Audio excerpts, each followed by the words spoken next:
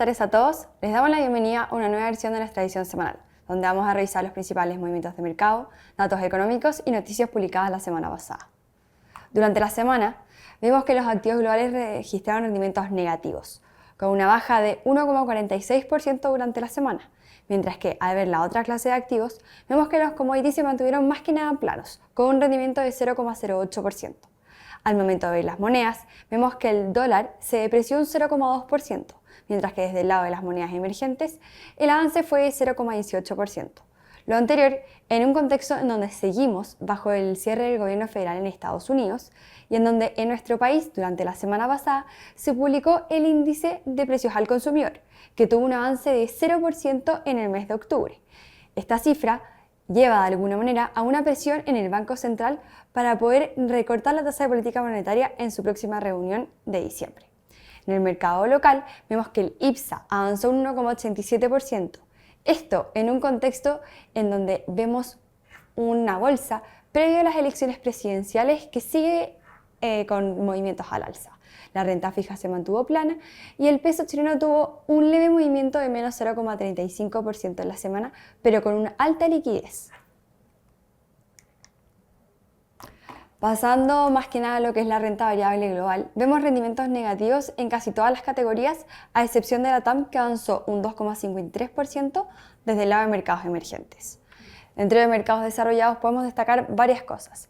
En un primer lugar vimos la eurozona, que tuvo datos de PMI. Bueno, la verdad es que vimos datos de PMI más que nada en todo el globo. Pero para poder adentrarnos en la eurozona, vimos los datos de PMI que estuvieron en línea y por sobre lo esperado, mientras que los datos de PPI se situaron por debajo en 10 puntos base aproximadamente.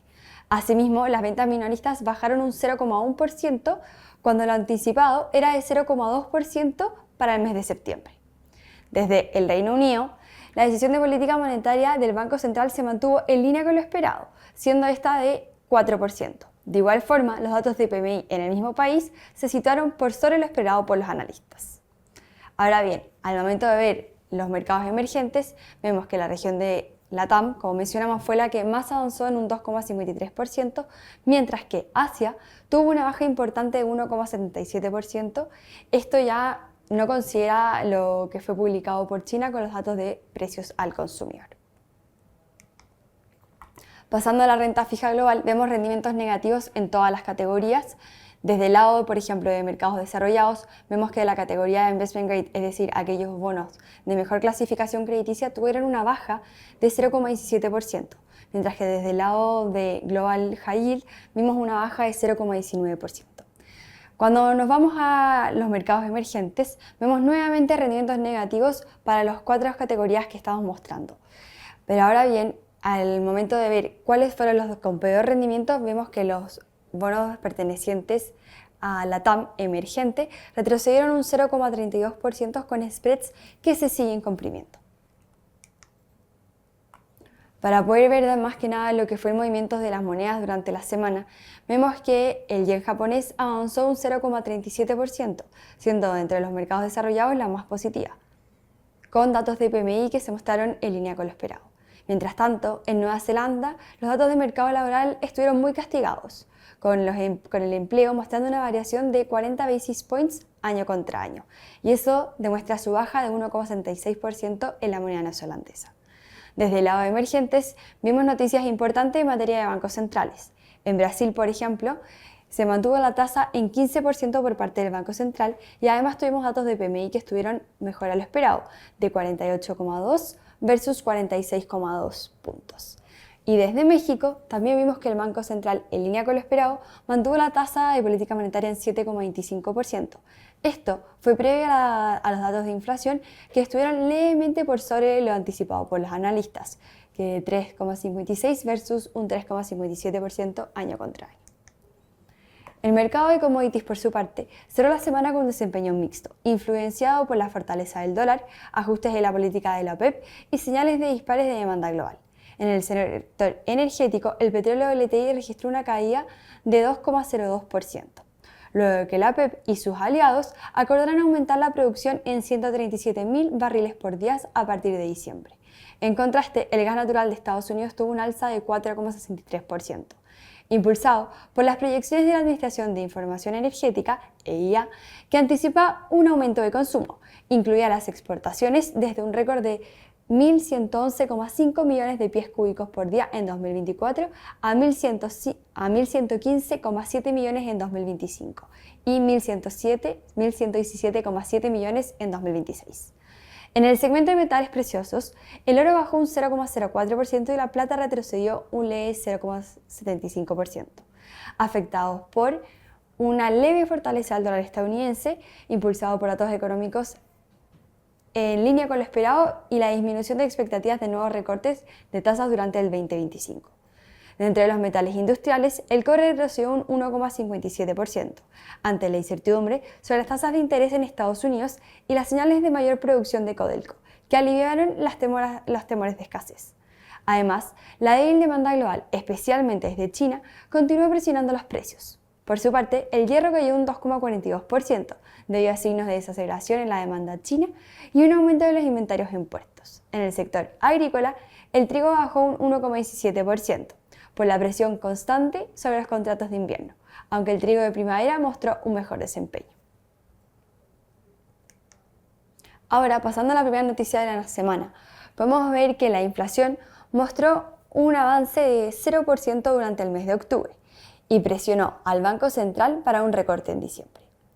La inflación, como mencionamos, sorprendió a la baja en octubre, registrando una variación mensual de 0,0%, muy por debajo de las expectativas del mercado y de las proyecciones de BTG Pactual, que apuntaban a un 0,3%. Con ello, la inflación anual cayó con fuerza desde el 4,4% al 3,4%. La sorpresa también se reflejó en la inflación subyacente, que excluye alimentos y energía, la cual retrocedió 0,1% mensual. Sin embargo, este resultado se concretó principalmente en tres componentes: alimentos, servicios de información y descuentos más profundos de lo previsto durante las ventas del cyber. Por lo mismo, los analistas llaman a la cautela antes de concluir que la inflación se está desacelerando más rápido de lo esperado, ya que partes de esta sorpresa podría revertirse en los próximos meses. Dentro de la inflación subyacente, los bienes mostraron una caída de 0,3% mensual, mientras que los servicios aumentaron levemente un 0,1%. Esta dinámica refuerza la idea de que el repunte observado entre mayo y julio fue transitorio. Tras esta sorpresa, las proyecciones se ajustan. Ahora, esperamos que la inflación cierre el año en torno al 3,6% para luego converger hacia la meta del 3% durante el segundo trimestre del 2026. Desde la perspectiva de política monetaria, la noticia es positiva, dado que esto da una mayor confianza para un recorte de 25 puntos base en la reunión de diciembre, aunque se espera que se mantenga una postura prudente respecto a futuras bajas.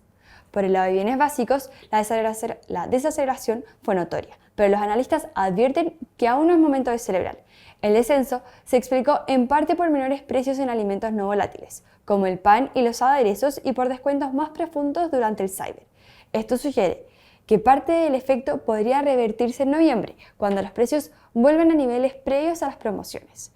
De todas formas, en el mediano plazo, el panorama sigue siendo favorable. La apreciación del peso chileno debería seguir contribuyendo a una baja global de los precios de los bienes importados.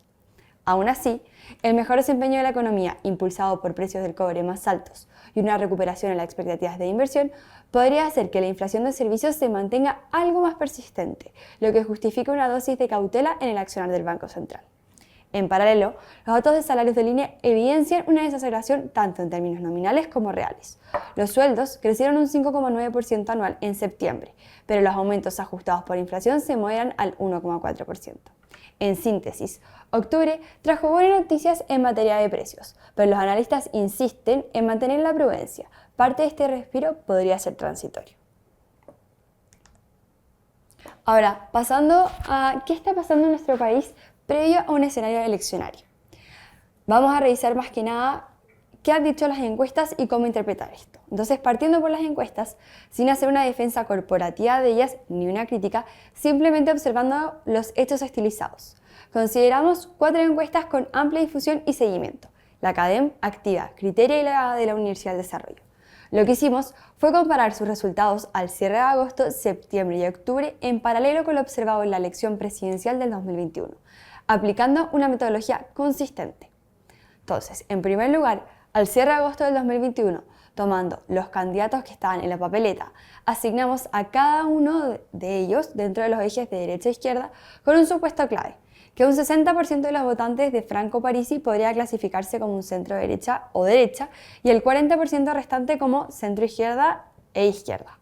Bajo este marco, las preferencias se distribuirán con una base 100 y vemos que un 56,8% para la centroizquierda fue lo que mostraba el promedio de las encuestas y un 43,2% para la derecha y centro derecha. Los resultados de la elección mostraron una sorprendente cercanía. En la primera vuelta, la izquierda y la centroizquierda alcanzaron un 51,6%, mientras que la derecha y la centroderecha llegaron al 48,4%.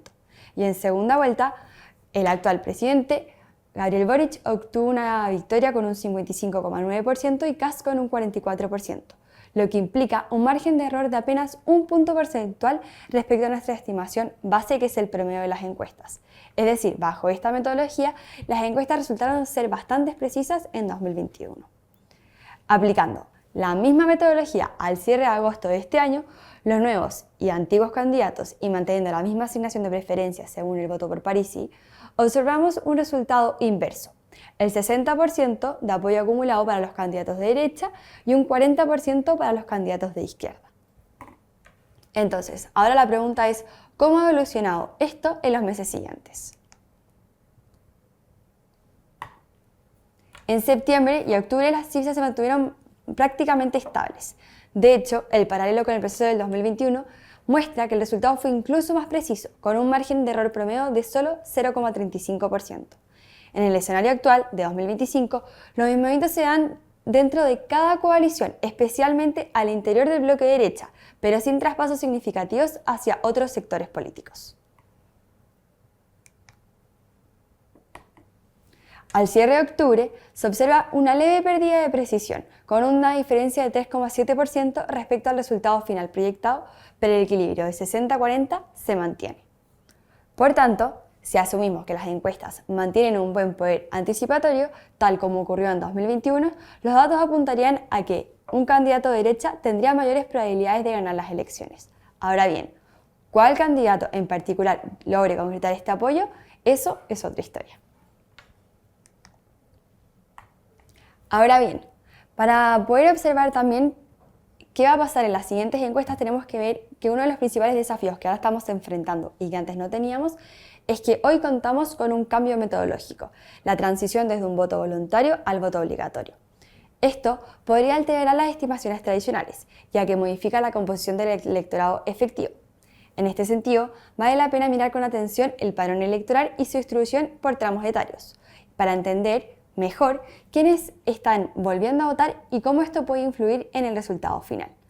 En el gráfico de la izquierda podemos observar la distribución electores según el rango etario, en donde tenemos un nuevo rango etario que ahora sí vota, perteneciente a los 18 y 19 años, que corresponde a un 3,06%. Ahora bien, por ejemplo, al momento de ver cómo se distribuye el padrón electoral, vemos que cuando fue el voto obligatorio, es decir, en la primera vuelta, por ejemplo, presidencial de 2021, el padrón electoral para José Antonio Kast, que fue el ganador, el padrón fue de un 13%.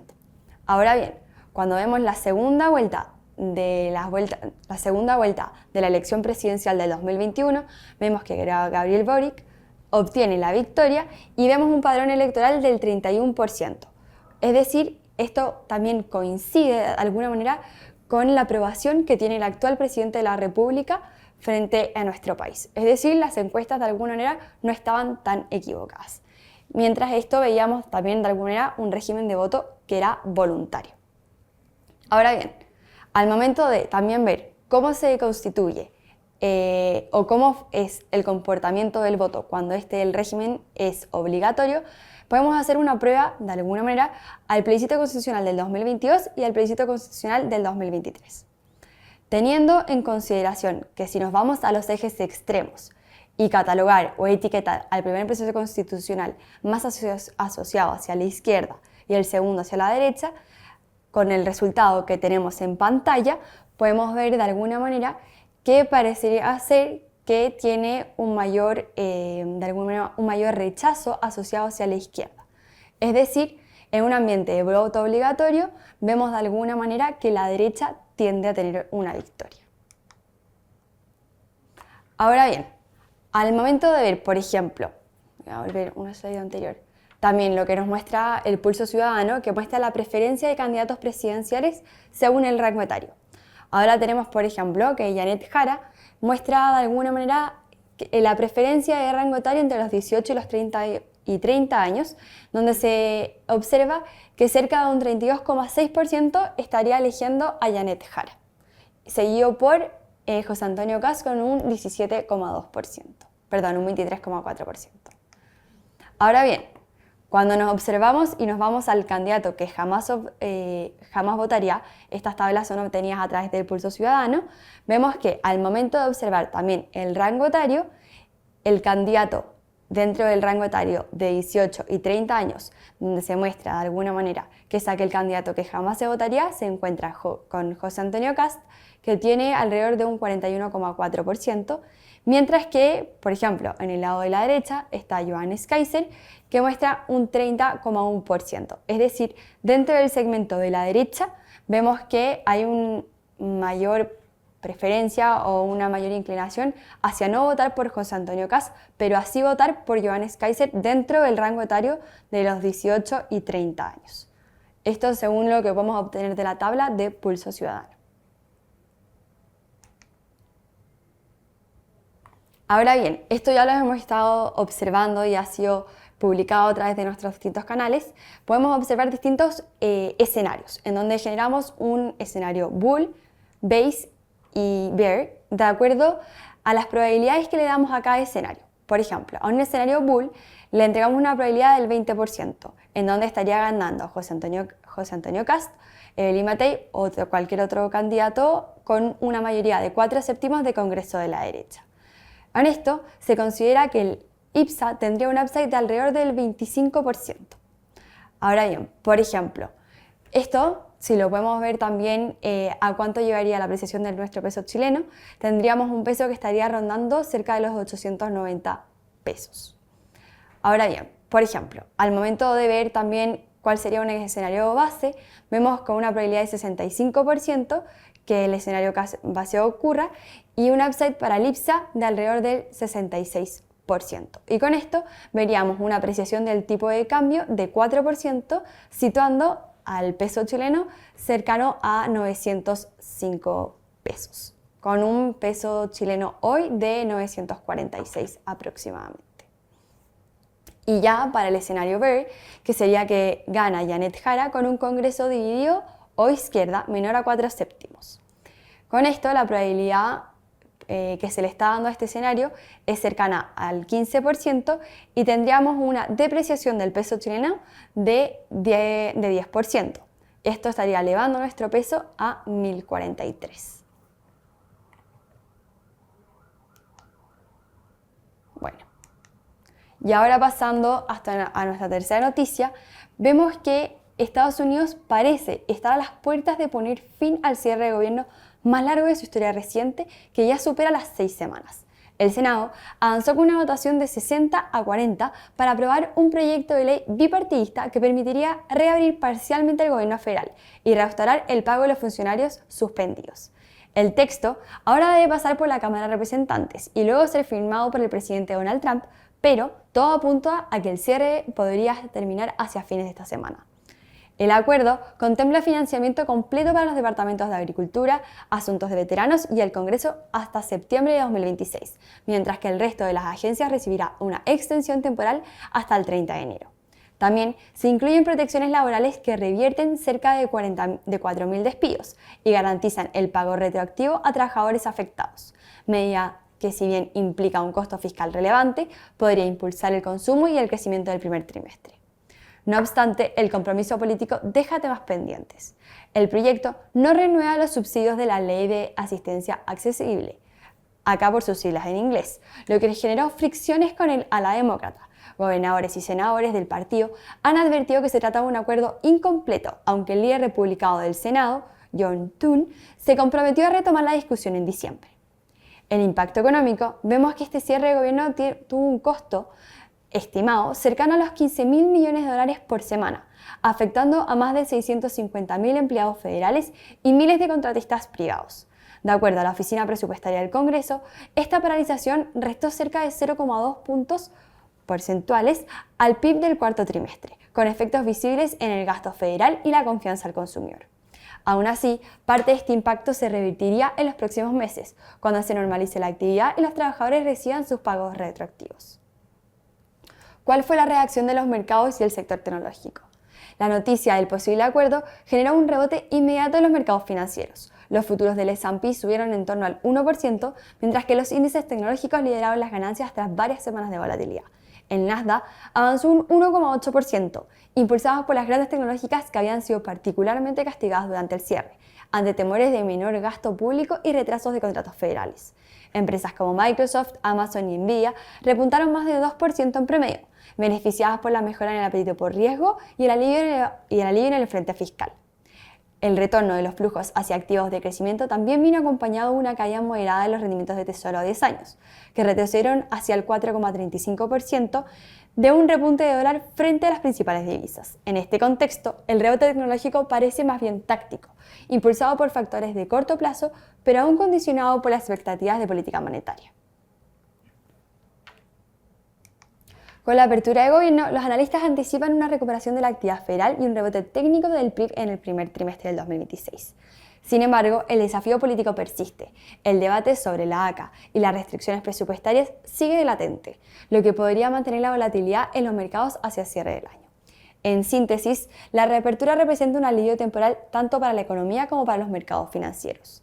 Las tecnológicas lideraron el rebote en un entorno de mayor optimismo, pero la sostenibilidad de esta recuperación dependerá de la estabilidad fiscal y del tono que adopte la Reserva Federal en los próximos meses. Además, en pantalla podemos observar cuáles serían las fechas estimadas para las distintas medidas que fueron canceladas o indicadores que fueron postergados por producto de este gobierno del cierre federal. Como cuarta noticia, observamos que la confianza al consumidor publicada el viernes por la Universidad de Michigan volvió a deteriorarse en noviembre, alcanzando su punto más bajo en más de 3 años. De acuerdo a la Universidad de Michigan, el índice preliminar del sentimiento cayó hasta 50,3 puntos, frente a los 53,6 registrados en octubre, ubicándose por debajo prácticamente de todas las estimaciones de mercado. El retroceso se explica principalmente por el prolongado cierre del gobierno federal y por la persistencia de altos precios en la economía. La medida, que evalúa las condiciones económicas actuales, descendió 6,3 puntos, tocando un mínimo histórico de 52,3, mientras crece la preocupación por los efectos del cierre gubernamental. Según el informe, la caída del sentimiento fue transversal entre edades, niveles de ingreso y afiliación política, lo que refleja un pesimismo más generalizado respecto al panorama económico. Pese a las menciones espontáneas sobre el aumento del costo de vida, estas siguieron un ascenso por quinto mes consecutivo. La expectativa de inflación de largo plazo mostró una leve mejora. Los consumidores proyectaron un incremento promedio de 3,6% anual en los próximos 5 a 10 años, su nivel más bajo en 3 meses. Sin embargo, las expectativas para el próximo año subieron ligeramente, lo que indica que la presión inflacionaria sigue siendo una preocupación en el corto plazo. Desde el punto de vista personal, los hogares también muestran señales de deterioro. La percepción sobre las finanzas familiares cayó a su nivel más bajo en 6 años, mientras que las condiciones de comprar bienes durables se evaluaron como las peores desde mediados del 2022. En paralelo, el temor de desempleo aumentó con fuerza. Un 71% de los encuestados espera que el desempleo suba en 2026, más el doble que hace un año, mientras que la percepción de perder empleo alcanzó su nivel más alto desde marzo de este año. Este deterioro de la confianza coincide con un mercado laboral que empieza a mostrar señales de enfriamiento. Según los datos de ADP, las nóminas privadas aumentaron apenas 42.000 empleos en octubre, el primer avance en 3 meses. El lento ritmo de contratación y los recientes anuncios de despido en grandes compañías refuerzan la visión de la economía estadounidense atraviesa una fase de moderación, acentuada por la falta de datos oficiales producto del cierre de gobierno. Luego, pasando de alguna manera a lo que es ya el reporte de empresas del S&P al tercer Q del 2025, vemos en primer lugar quiénes han reportado y cómo se han movido los distintos indicadores. Por ejemplo, lo que son las earnings per share, es decir, las utilidades por acción, vemos que el S&P ha mostrado un alza de alrededor o un avance en promedio del 15%. Para lo que es el indicador para Europa, este avance ha sido de tan solo un 1%. Ahora bien, al momento de observar el calendario que tenemos para esta semana, vemos que el día de hoy tenemos empresas como eToro reportando, mientras que también para el día de hoy, pero aftermarket, tendremos empresas como Paramount.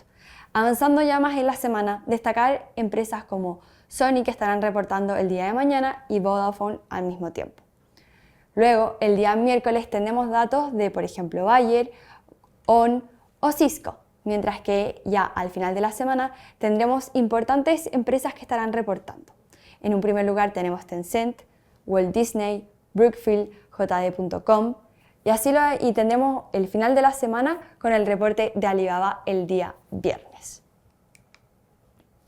Ahora bien, al momento de poder de alguna manera estudiar o analizar por sectores qué ha pasado con los distintos reportes de resultados, vemos en el sector, por ejemplo, discrecional, que las utilidades han aumentado en promedio un 7,4%, mientras que al momento de ver los que mejor han reportado, vemos que el sector de tecnología y el sector de materiales ha tenido un alza o una sorpresa en utilidades de 26,5% y 17,7% respectivamente.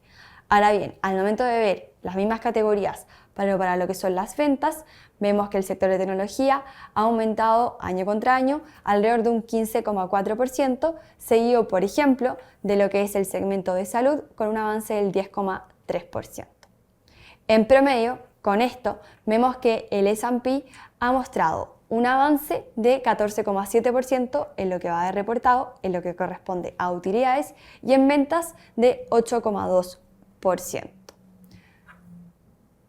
En el mismo sentido, también por sectores, en el lado derecho, en lo que es, por ejemplo, en lo que ha batido lo que corresponde a las ventas, podemos ver que donde más se ha batido lo que se esperaba para el mercado ha sido en el segmento de tecnología con un 92%, seguido más que nada en lo que es en el sector de salud en un 82%. Y con esto vemos en promedio que en el sector de ventas la sorpresa ha sido de un 74%. Ahora bien, para el momento de ver el desempeño de las acciones de la semana, vemos que el S&P retrocedió un 1,63%, afectado por la toma de utilidades tras varias jornadas de alzas y por reportes corporativos mixtos que generaron volatilidad en sectores tecnológicos y de consumo. Entre las principales alzas destacó Kenvue, que avanzó un 17,47% tras el anuncio de su adquisición por parte de Kimberly-Clark. Datadog aumentó un 17,47%, con fuerza, luego de publicar resultados trimestrales por encima de lo previsto y elevar su guía anual, impulsado por la sólida demanda de servicios de seguridad en la nube y soluciones basadas en inteligencia artificial. Asimismo, Expedia mostró un avance de 17,39% tras reportar un crecimiento cercano al 10% en sus ventas y una mejora en márgenes. En contraste, Supermicro tuvo una baja de 23,48% tras presentar resultados inferiores a las expectativas y advertir menores márgenes por mayores costos en su negocio de infraestructura por inteligencia artificial. DoorDash mostró una baja de 19,68%, afectada por utilidades más débiles y un aumento proyectado en inversiones y gastos de expansión internacional. Por último, Axon Enterprise mostró una baja de 17,62%, luego de informar una reducción de márgenes asociada al impacto de aranceles en componentes importados. Desde el lado nacional, vemos que el ICPA avanzó un 1,88% durante la semana, en un contexto de mejores perspectivas corporativas y avance en varios sectores ligados al consumo y construcción. Entre las principales alzas destaca Plaza, que avanzó un 11,33%, impulsada por los sólidos resultados de su filial Mall Plaza, que reportó un fuerte crecimiento de ingresos y un margen EBITDA récord, reflejando la recuperación de la actividad comercial en la región. También se ubicó entre las mayores alzas Administradora Americana de Inversiones, con un avance de 11,22%, junto con Besalco en 9,74%. En contraste, la TAM lideró las bajas en un 4,8%, mientras que Holding Bursátil Regional en 3,57% y finalmente Naturgy Chile Gas Natural en 2,82%. Finalmente, para poder ver qué datos tendremos esta semana, tendremos que recordar que el dato más importante que estaremos a la espera será el dato de inflación en Estados Unidos. Sin embargo, si perdura el cierre del gobierno federal, este dato también se acoplará adentro de los datos rezagados producto de este cierre. Ahora bien, ya avanzando en la semana, podemos ver que en Reino Unido tuvimos la publicación de los datos de ventas minoristas. Posteriormente, el día martes, tendremos datos de inflación en Brasil, así como el indicador del sentimiento de la economía en la eurozona, conocida como SEW Economic Sentiment, donde se espera un dato de 24 puntos por sobre al 22,7 que se observó en el mes anterior. Luego, avanzando en la semana, el día miércoles tendremos datos de PPI en Japón y el día jueves, en el caso de publicarse, tendremos el dato de la inflación general e inflación subyacente, mientras que desde China tendremos datos de producción industrial y ventas minoristas. Ya para cerrar las semanas en Estados Unidos, también estaremos sujetos a este cierre del gobierno federal para ver si serán publicados los datos de PPI, es decir, los datos de precios de productor en Estados Unidos, así como los datos de crecimiento de la eurozona y de cambios en el empleo. Mencionar que para la eurozona se espera un dato de 1,3% de crecimiento para el tercer Q. Con esto finalizamos y le queremos dar muchas gracias a todos por su atención. Nos vemos el próximo lunes en una nueva versión de nuestra edición semanal. Recuerden que ante cualquier duda o requerimiento, nuestros canales de atención están siempre abiertos para ayudarlos. Que tengan una muy buena semana.